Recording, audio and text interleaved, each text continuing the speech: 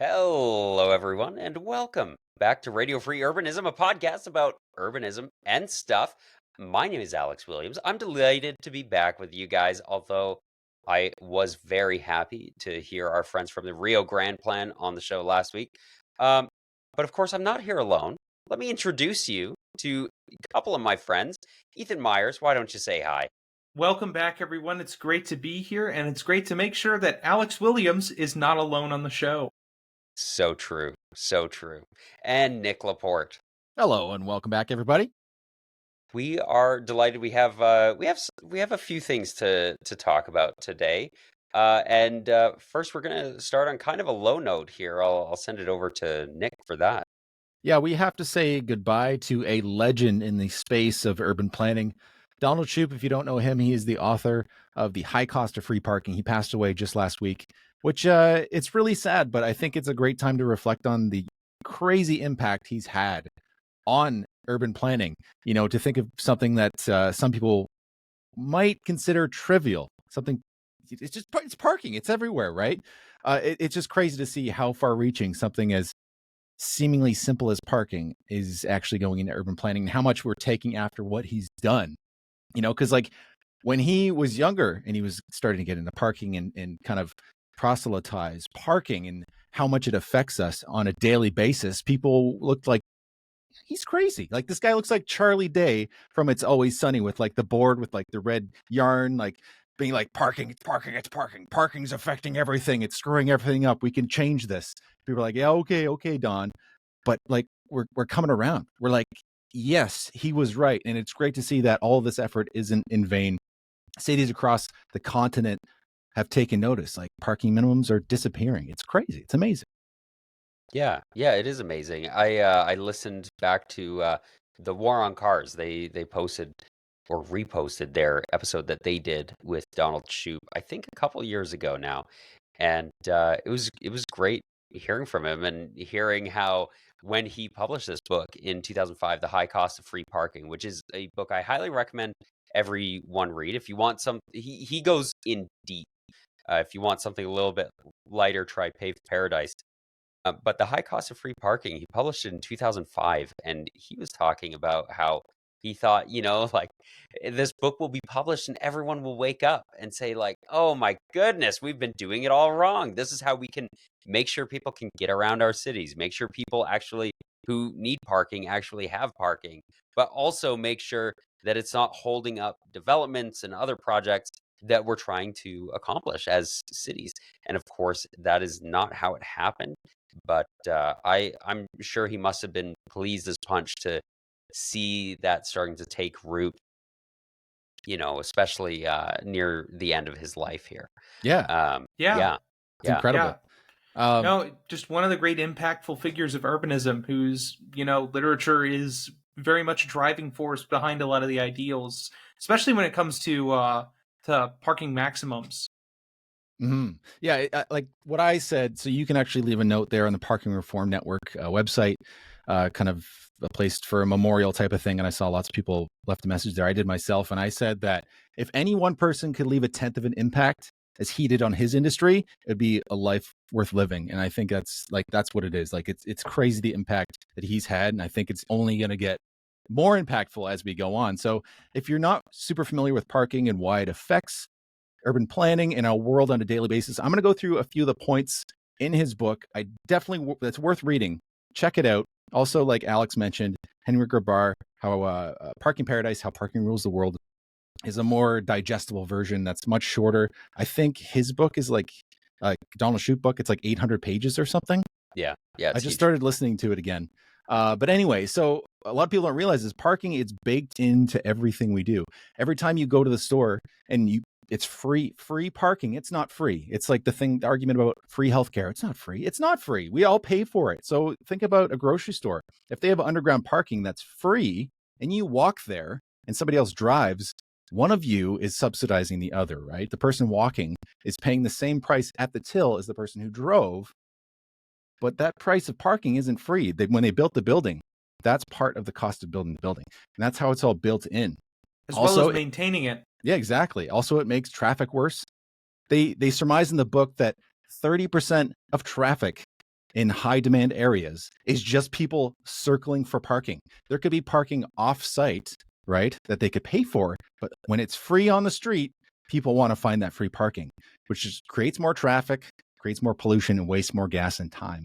So that's what a few of the things. Also, zoning is a big problem when it comes to this. So cities often require excess parking minimums when you make a building. So one of the famous ones that they talk about is bars. Like, hey, this has this much square footage in a bar. It has to have this many parking spots.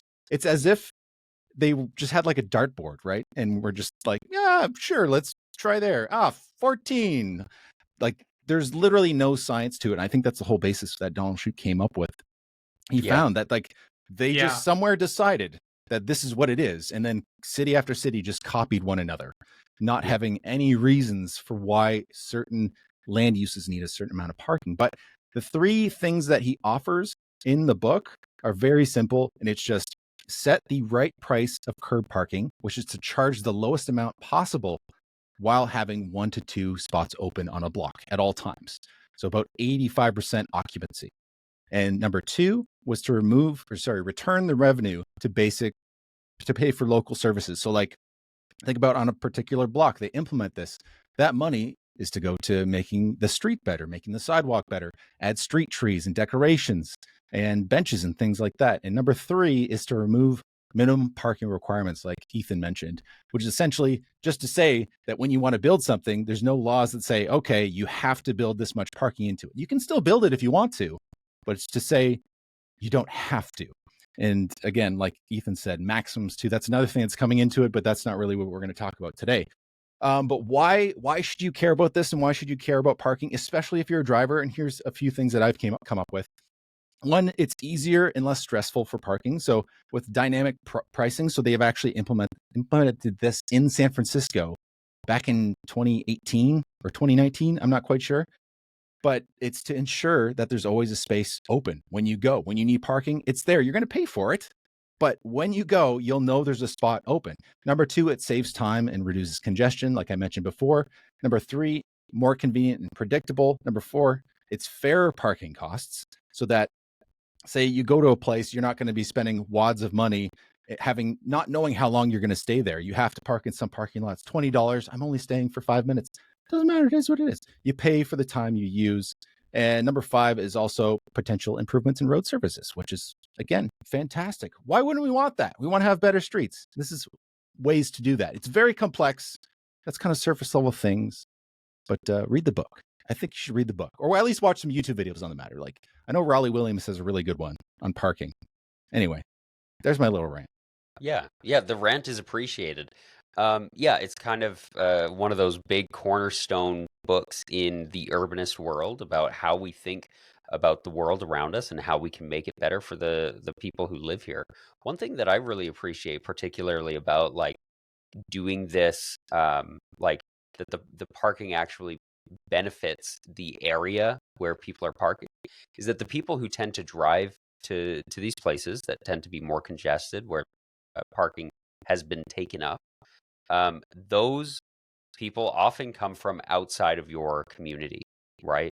And so, because if you're in the community, if you live right around the corner, you might be walking there. You have other options. But then the people who come to your community and are taking up space with their vehicles and causing congestion in your neighborhood, this is an opportunity to make sure that they are giving back to the area and creating that nicer environment. And I think that's great. Yeah. It's interesting because if you read this book and you really take it in, you will be forever changed. Like, it's like when you're a painter, you're painting houses and you go to someone else's house and then you have this curse where you just see like, oh, whoever cut that top of the ceiling did a terrible job. Like, you just see it. You cannot see it anymore. That's a problem I have. I haven't painted a house there since I was like in my late teens or early 20s in college, but it's what you see, right? And something I've noticed a lot of too, and this is addressed in the book, is people overstaying. So like a lot of places here in Vancouver have like 1 hour parking. So it's not right downtown. Most other business districts that are kind of outside the core have a 1 hour parking thing.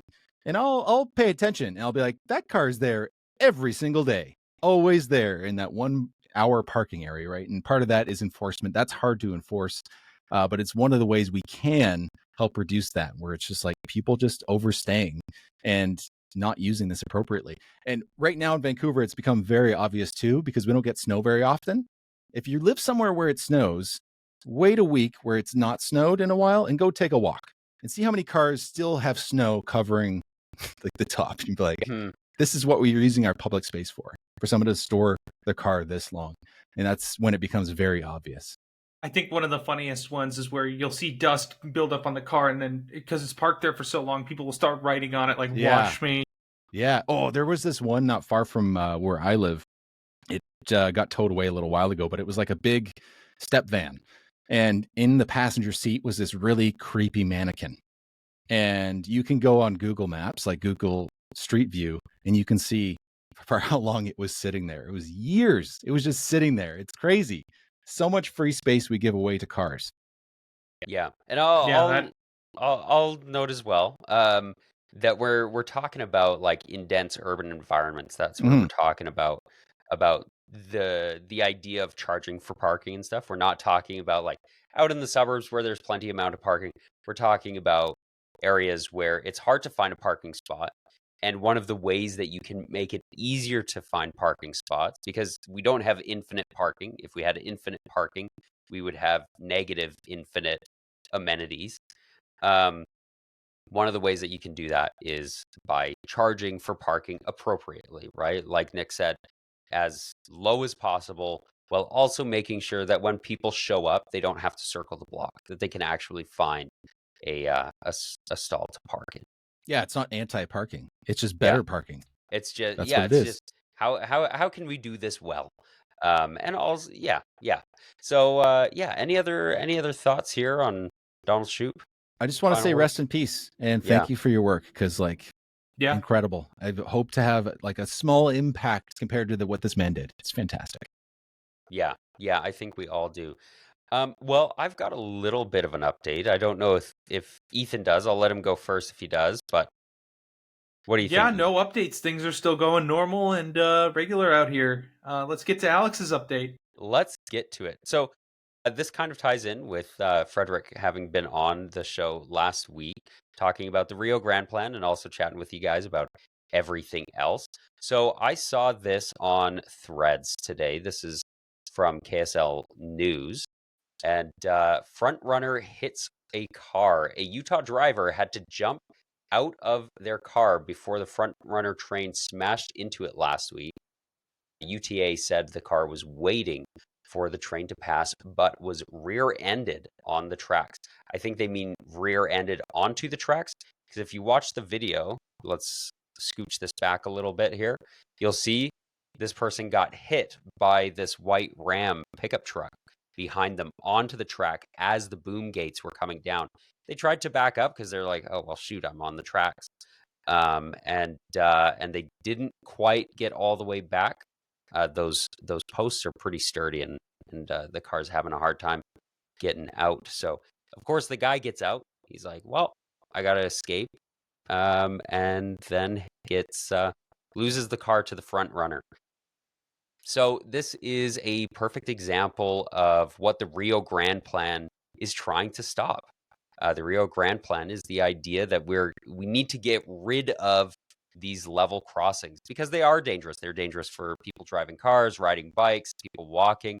And as much as you teach people about safety around railway crossings, people aren't perfect. You can be a great driver and make a mistake. You could be a great pedestrian. You could be the best walker on planet Earth and have an incident that leads to something like this. The best option, of course, is going to be to not have level crossings with trains. And not having these happen is going to save money, right? Yeah, these crashes cost. Yep. Think about that. They got to replace the pole that got knocked over. The train's got to be looked at. I'm sure it's going to have a few scratches on it at least. But this is terrible. I got to say, hot take here.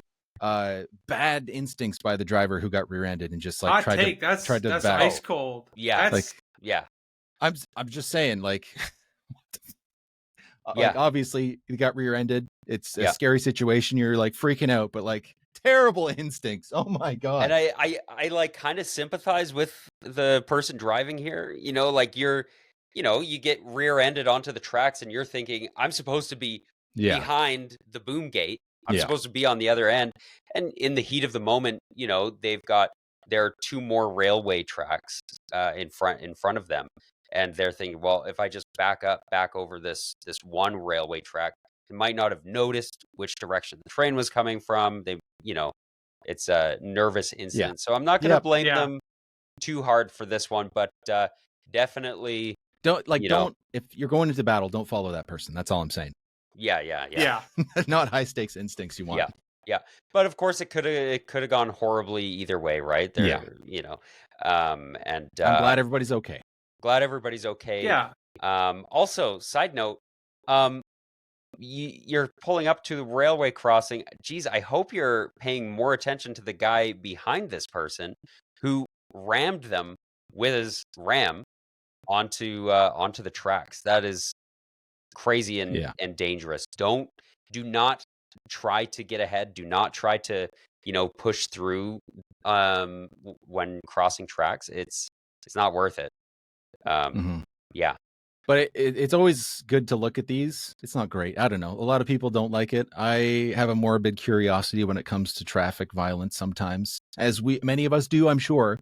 But it's a good reminder just to see like the way we need to change our transportation system so that these things can't happen again. Like we had Frederick on last week, who was a fantastic guest, talking about the Rio Grande plan. And like you said, Alex, this is something that could be prevented in that way. And one I saw earlier today was in Ontario on the 400 series highway north of Toronto. Was a distracted driver.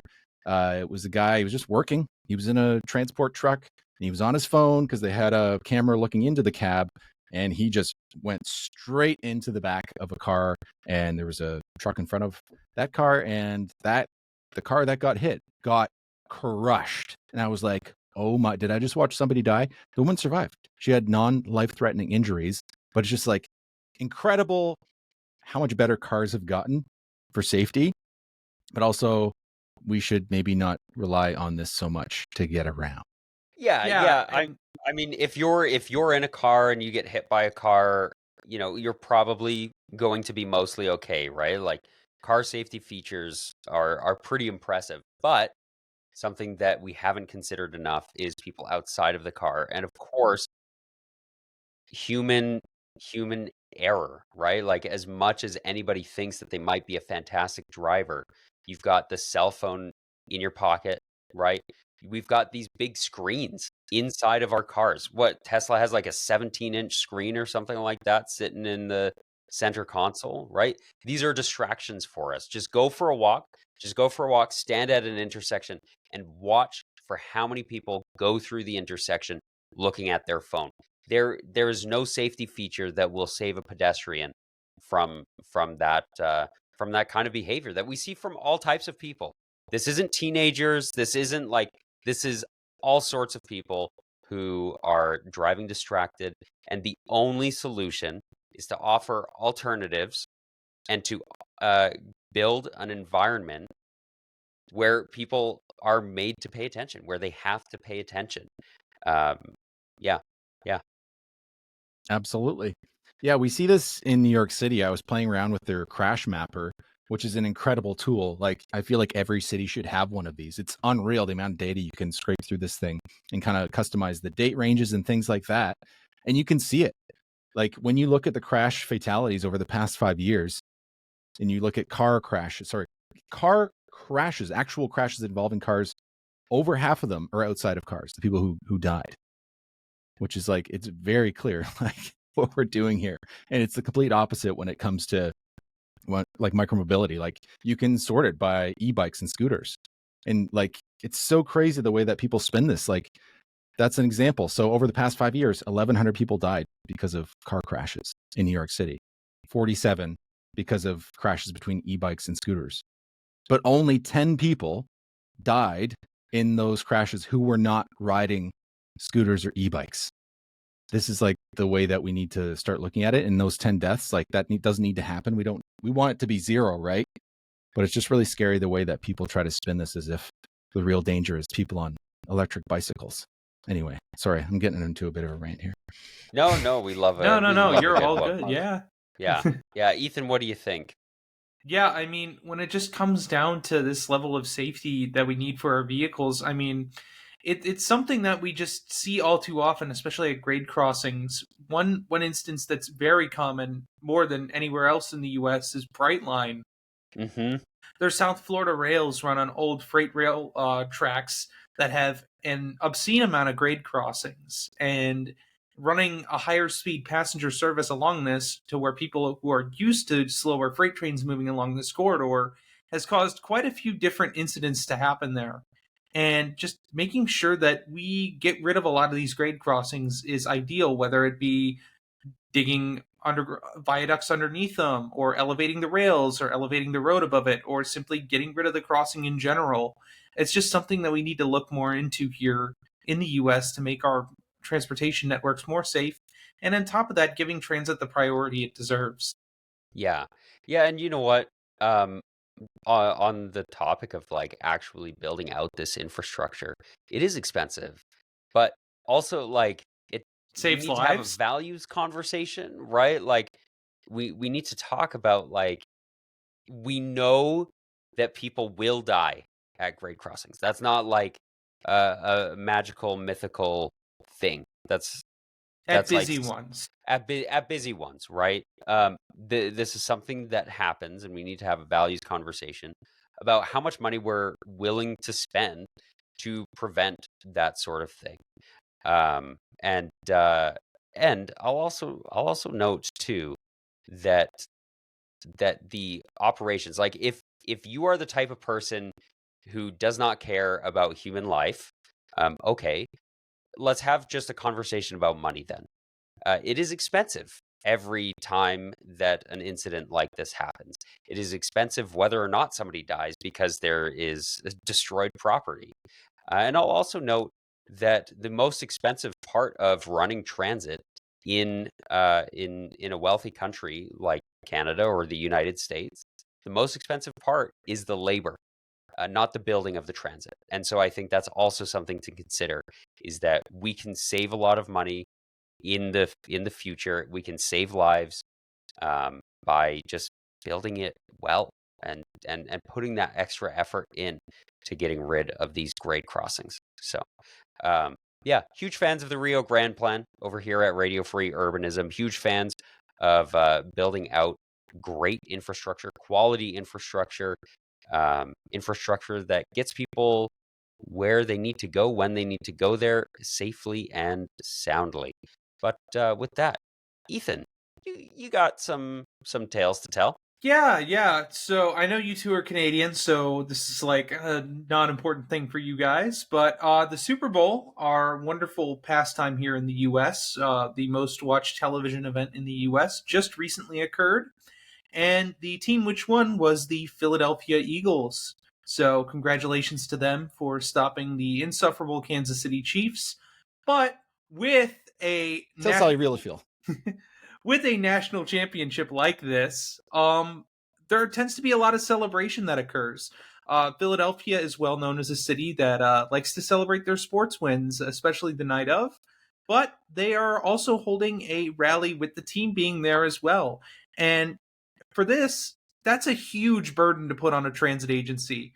But Philadelphia is a city that has a fairly reasonable transit network. And I will show you guys the network that they currently have right now, because it's pretty good. It's not a bad network. We have the current network right here. As you can see, it's got a lot of regional rail, a couple of subway lines through it, some trolley lines as well, marked in green.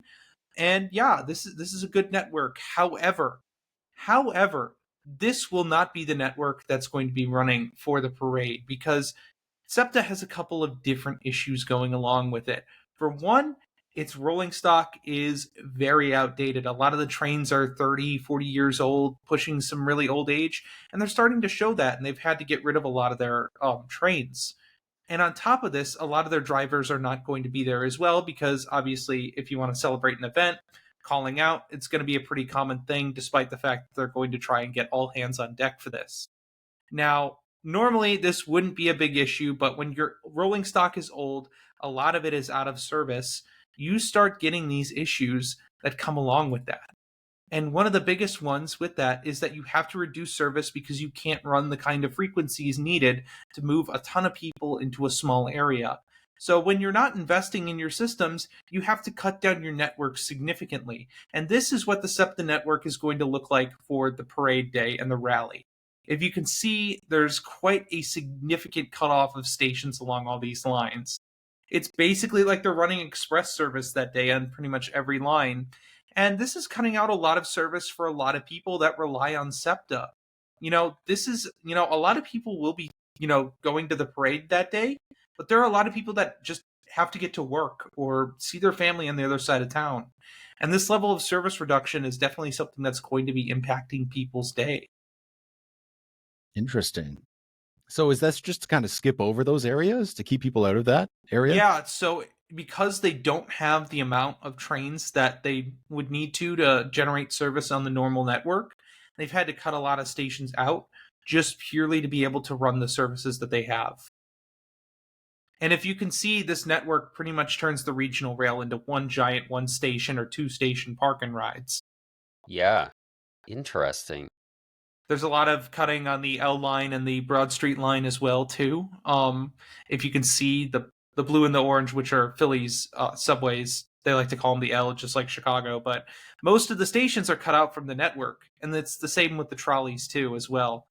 It's quite frustrating to see this, especially if you're someone who lives in Philadelphia and has to rely on the network. And bus coverage as well too is not going to be very good that day either. I believe they're cutting a couple of lines out of service for the day too as well. Interesting. Yeah, this is this kind of goes back to what we were talking about before about, the values conversation, Yeah, yeah. right? It's Like, just our values have shifted so away from public transportation, despite the fact that it is an essential service. And yeah, Philly is not the only city that's cut back on this, but this is a really great example of what cutting back your priorities does to your transit networks. yeah, yeah, yeah, that's interesting. So what would I mean, you're in charge now. We're putting you in charge of SEPTA, okay? Oh boy. What, like, what would you have done differently in order to prepare and like actually, have the whole system running? Well, a lot of this stems from the older rolling stock that they have. They just don't have there's two things they're missing: trains and bodies. So, in order to run these, capacity services to their max capacity, they need more people running the system and they need more trains. And what you need to do that is actually invest in your system, pay your operators, give them good benefits, and also make sure that they're getting new rolling stock to run that's more reliable and isn't falling apart. So those are the two things you'd really need to prioritize in order to make sure that your existing network is working well, because Philadelphia, for the most part in the region, has a very good coverage on their regional rail network and subways. It's just the problem is that they can't invest in it. Yeah, everybody's here laughing at the live chat here, which I'll say you can join the live chat when we record the show live on Wednesday evenings, afternoons, depending whereabouts you are. Yeah, just go to Radio Free Urbanism, or no, patreon.com/radiofreeurbanism. You can join the live chat for as little as $1 a month by supporting us there to help keep the lights on the podcast. That's our plug for Patreon. I want to highlight Skitch's comment here in the chat. Skitch says, I know people will complain either way, but I think serving the transit dependent is more important than the choice riders, i.e., event attendees. And I think this is an excellent point, right? Going back to the values thing. What do we care about? Do we care about making sure that the people who rely on this transit service, do we care about getting them to where they need to go? Or are we deciding that it is more valuable or more important for us to serve the event attendees?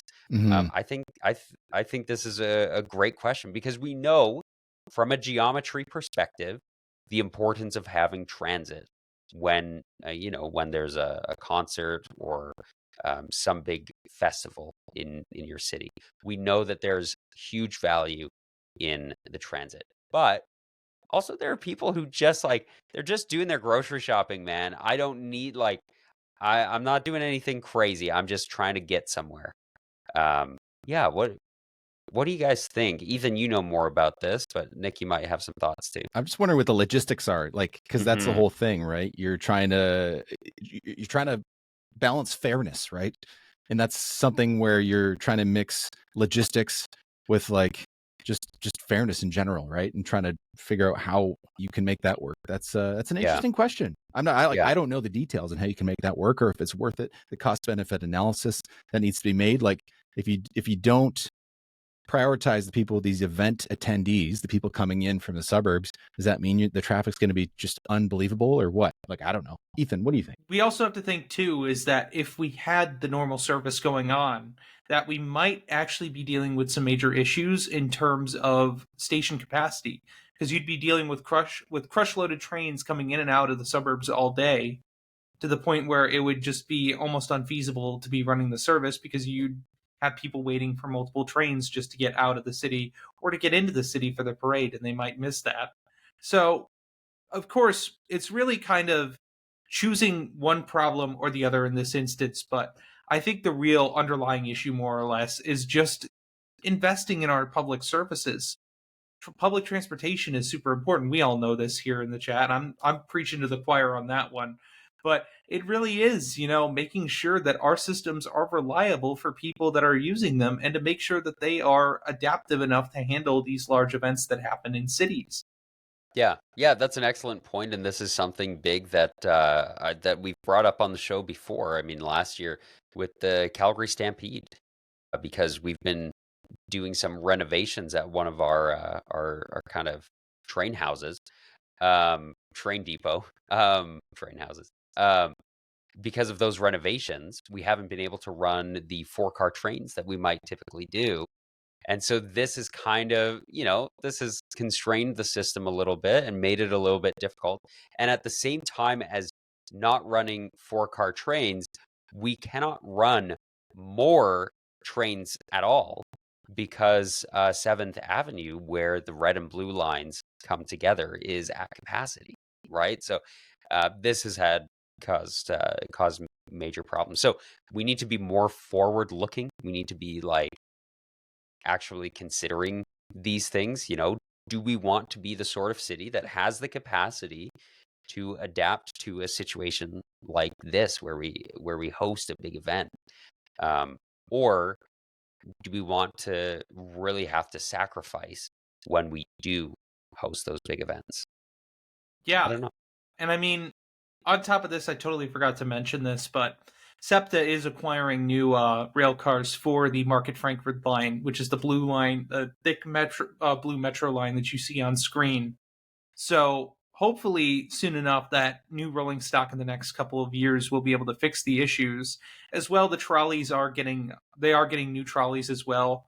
Who knows on the delivery date from that because they're from Alstom, but it is they are doing it. It's just the problem is that it's too little too late for this situation.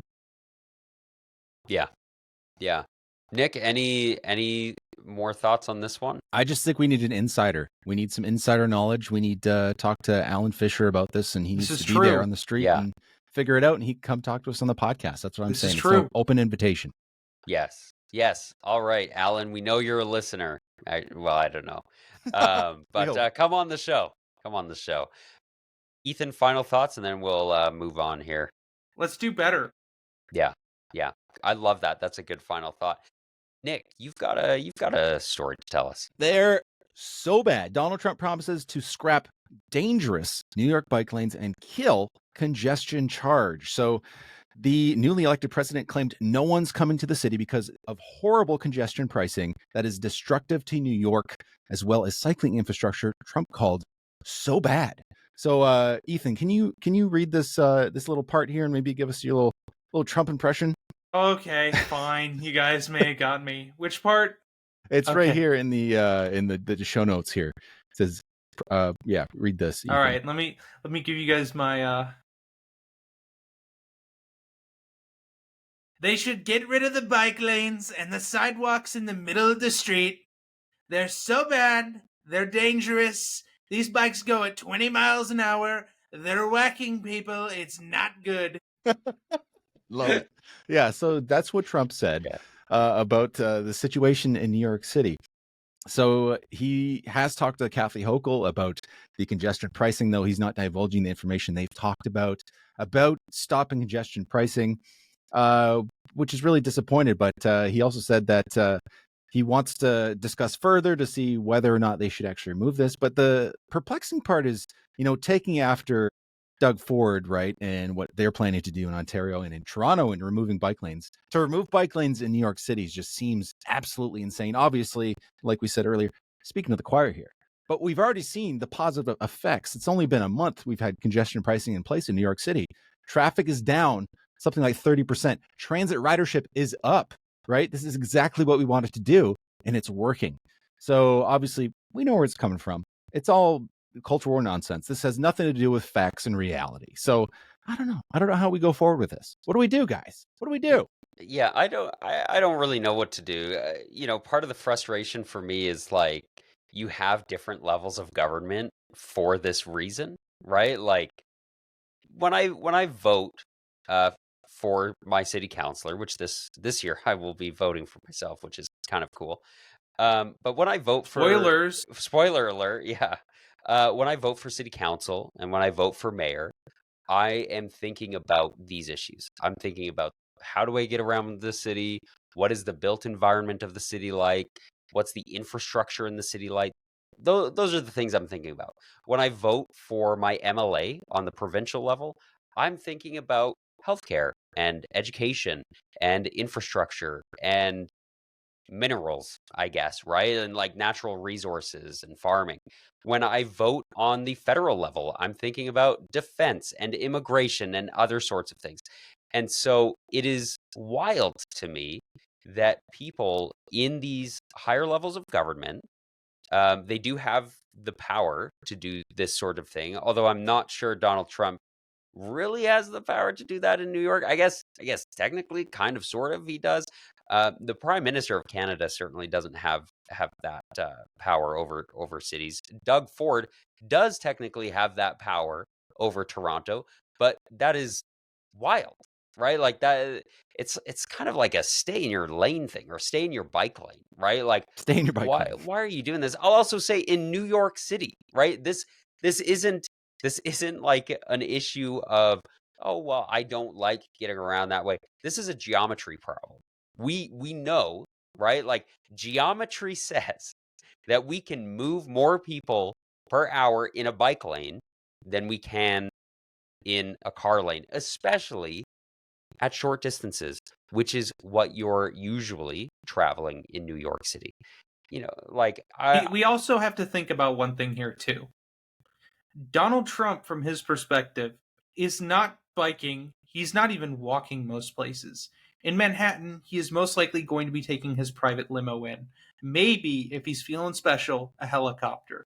So he's not getting in the normal way that any of us would be going to Manhattan. He has luxury beyond all belief and is able to completely ignore what the people at the peasant level, like us, have to get around on because he has the spoiled riches of a billionaire. So he can be completely ignorant of this situation and can merely see bike lanes as something getting in the way of a lane for his limousine to go in. So at the end of the day, it really is just a man of completely different wealth status telling everybody else how to get around their city. Yeah. And especially the part where he's talking about there's dangerous. He's saying bikes are dangerous. They're going 20 miles an hour. They're whacking people. They are. It is a problem. But here, I'm showing here on the screen the New York City crash mapper, and you can see this is all of the places where there's been injuries or deaths in the city on the streets. And I filtered it by the past from January 2021 to 2025 of January. So Look at how good Hoboken's doing. Hoboken, just in reference to City Nerd's newest video. I know it's not on the map. It's not on the map, but yes, they have reached Vision Zero in Hoboken. But you can see here, I don't know if you can see on the screen, I don't know how clear it is, but 891 people have died in the past 5 years on our streets because of cars. And when you go down and you switch those off, and then that should be zero. Switch in bicycles and e-bikes. 106. Okay. We're going to ninefold of people who were killed, and that's not even talking about the injuries. It's crazy. We And if know you just take what's off killing e-bikes, people, too. right?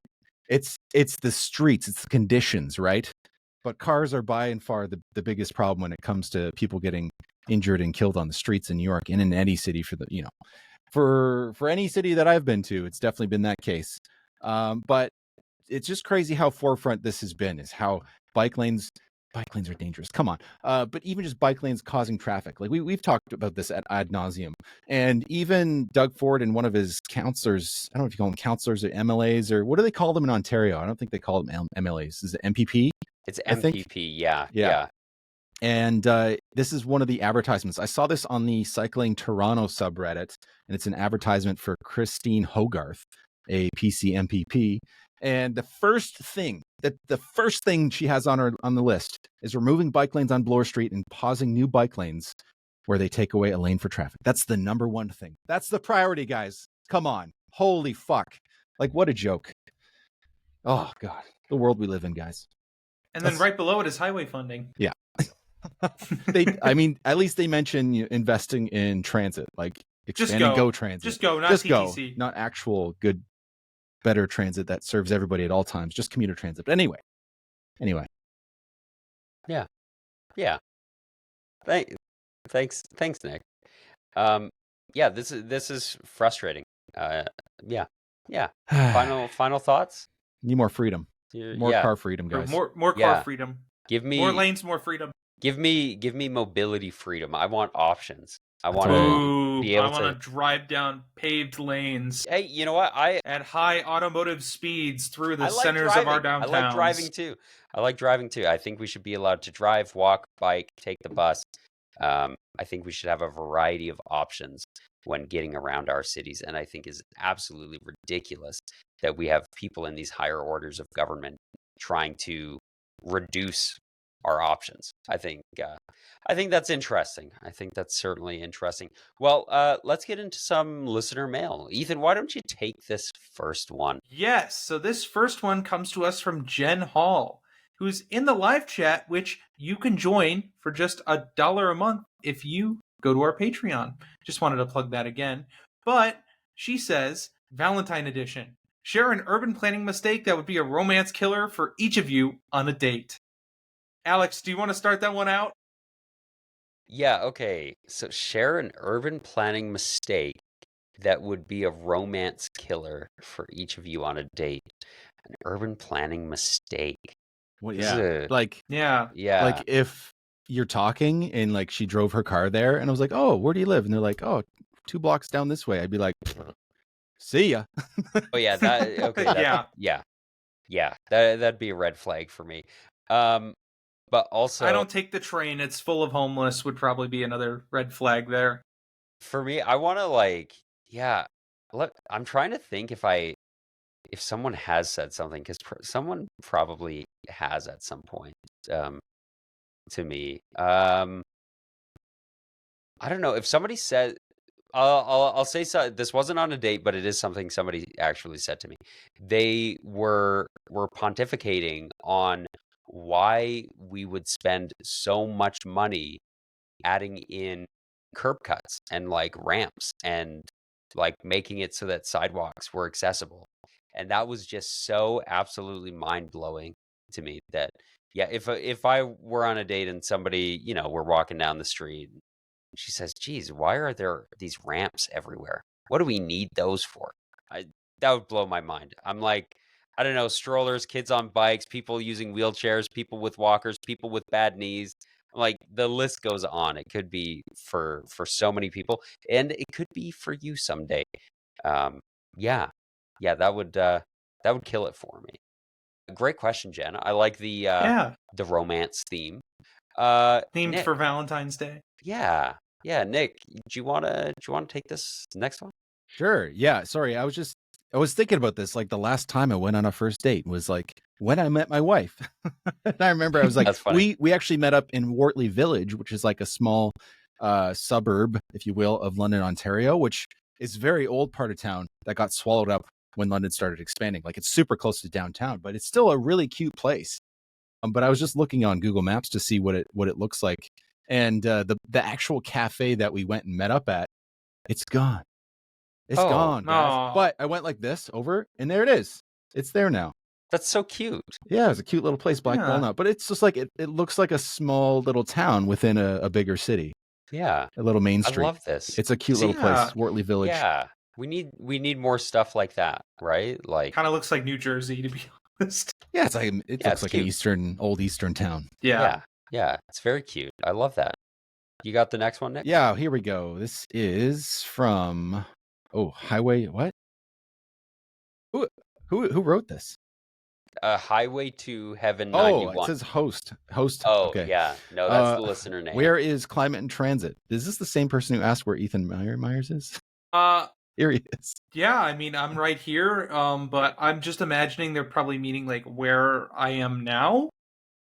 I don't know. Like yeah, the I think city I'm based in now, which I would say I'm based in the city of Roses, Portland, Oregon now. But it's the City of Roses. That's what. the city of Roses. Interesting. Got the International Rose Test Garden right up the street. Oh, it's wonderful. Oh, that's super cool, actually. Okay. They also asked, where is Nick Laporte from? Hey, that's me. Like I just mentioned, I'm from London, Ontario, but I live in Vancouver, BC, which is a great place. It's probably why I'm here right now talking on this podcast, because it's a great urbanist place, and it turned me on to urbanist values.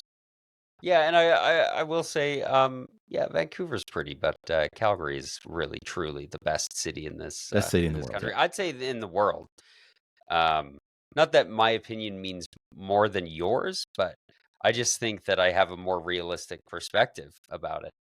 I don't think you're wrong. I just think I'm smarter than you. Yeah, no, cool. I get. Well, they didn't want to know where I was from. They just asked about you guys, so that you got to interject anyways. It's fine. I get it. Yeah, it's true. I'm You say it every podcast. Yeah. They probably knew already. That's actually, they were fishing for that answer. That's a fair point. Chat, let me know. Do I say it every podcast? Do I constantly mention that that Calgary is the best? Yes. Yeah. Okay. Well, Austin says Alex doesn't mention Calgary enough, in my opinion.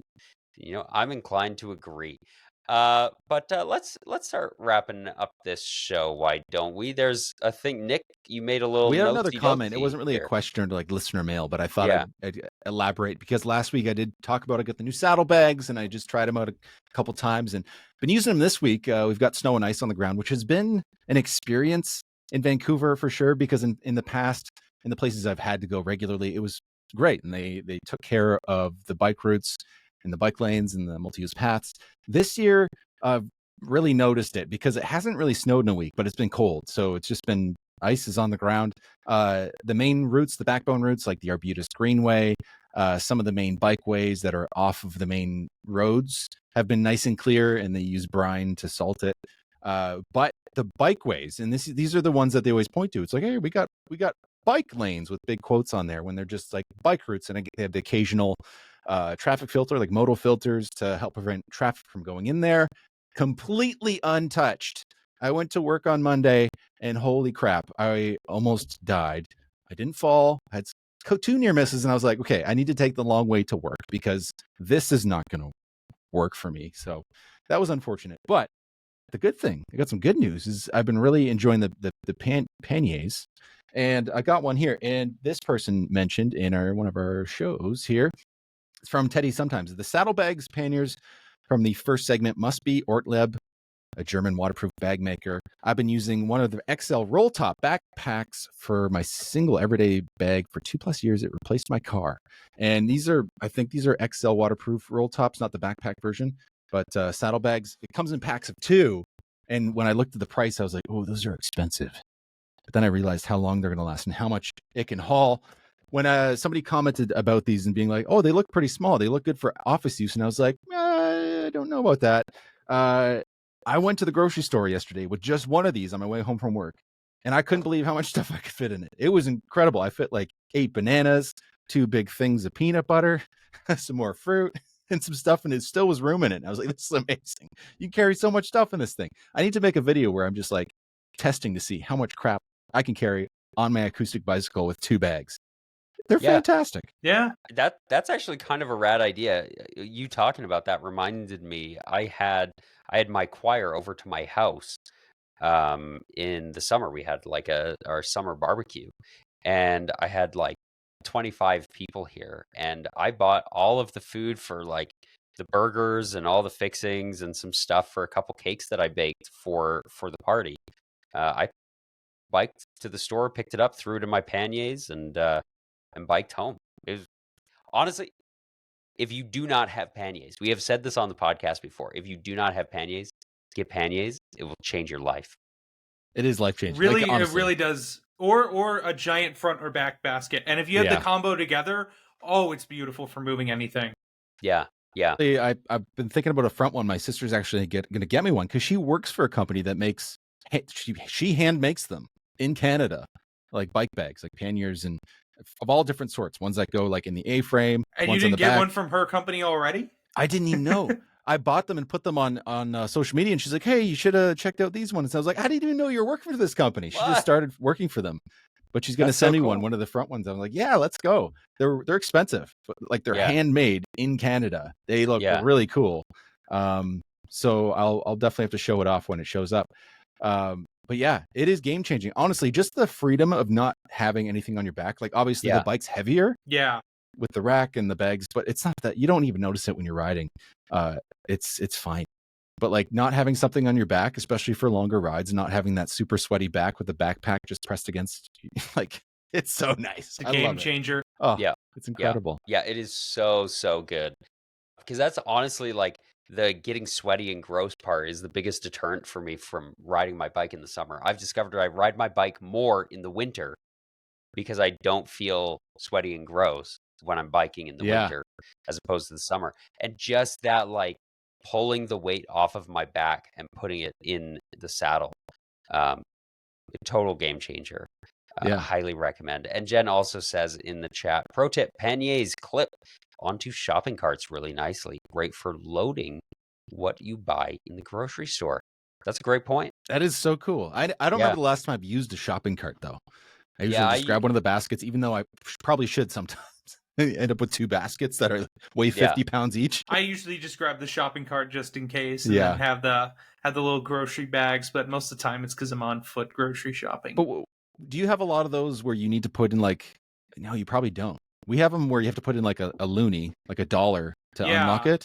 No, not even the Trader Joe's has that out here. I think maybe Winco has that, but because I never have any change on me, so I'm like, well, I can't even use it. Yeah, the only one that has that out here is Aldi. Okay. That makes sense. Yeah, they don't want to pay anybody to bring them back from the parking corrals. Yeah. No. Well, Rad, this was so much fun. This was a delight. Nick, you've got a request to share the link to the company your sister works for. Share it in the Discord so that we can check out her panties. I will share it. If you want to join the Discord, you can go to patreon.com/radiofreeurbanism and support us for as little as $1 a month. The Discord's popping off. We all are in there chatting every single day with people about different urbanist stories and such. And okay, well, this was grand and groovy. Ethan, how would you feel personally about beginning our little wrap up here? You know what? I think that is something that I feel like I could do. Personally, Folks, you feel like that? You know what? Personally, I do feel like that, Alex. Good. So you know what? We're going to get into that wrap up. Folks, thank you so much for tuning into this week's episode of Radio Free Urbanism. It's been a joy to be on this show, and it's always great being here with my 2 co-hosts, Alex Williams. Where can the good people find you? You know what? I would say the good people can go to Humane Cities on Instagram and YouTube, or Alex Williams YYC on pretty much everywhere. Nick, tell us, where can we find you? You can find me on YouTube, Instagram, and Blue Sky at Nick the Door. My name is Nick Laporte, but also I've been posting more on my other channel, which is the Bike Lane Project. I've just queued up, like, I think I got videos that are going in all the way to April right now, once a week. Just biking stuff from Europe and Canada and different places where it's just no talking, just biking. So it's relaxing. Or if you need some B-roll footage, it's Creative Commons, so it's free to use. So go check that out too. But anyway, who's wrapping up the show? Ethan? I can absolutely do that. And folks, you can find me over on Climate and Transit on pretty much every platform. And now I'm streaming on Thursdays on YouTube. So if you want to join in for that, feel free to do so. Yeah, Folks, and just a second. Ethan roasted me last that's time. true. I like did roast you last time. week when he was streaming. I popped in there and I said something about Calgary, and Ethan says, "Oh yeah, let's go look at Calgary." And he zooms in on Edmonton and is like, "Look at the green line." And then he says, "Wait a second," and zooms in on Calgary and he's like, "Oh, no green line." So it was pretty good roast. And then somebody, one of my friends, was like, "Hey, I saw you comment in the Climate and Transit stream." So yeah, it was Cool. Oh, wow. Yeah. Spotted for that. Yeah. Anyways, yeah, Ethan, sorry, take us away. Oh, absolutely. Folks, thank you so much for tuning in to another great episode of Radio Free Urbanism.